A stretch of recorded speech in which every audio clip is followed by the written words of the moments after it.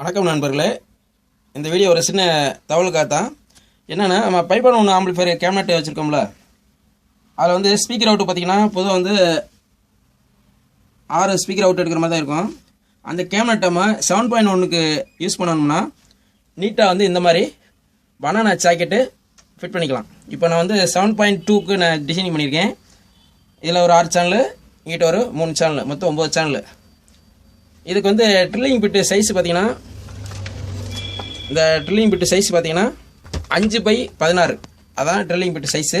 அந்த ட்ரில் பிட்டு வச்சு நம்ம ட்ரில்லிங் போட்டோம்னா இந்த பனானா ஜாக்கெட்டு கரெக்டாக சேரும்.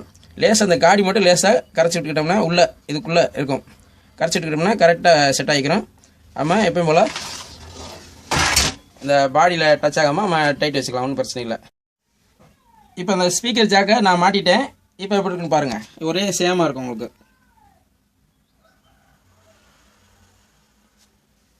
மற்றபடி front left right, surround left right, centre சப்பு, இன்னொரு சப்பு, அதுவும் இல்லாமல் ரியர் சரௌண்டுக்கு 2 சேனலு அந்த மாதிரி ஃபிட் பண்ணியிருக்கேன்.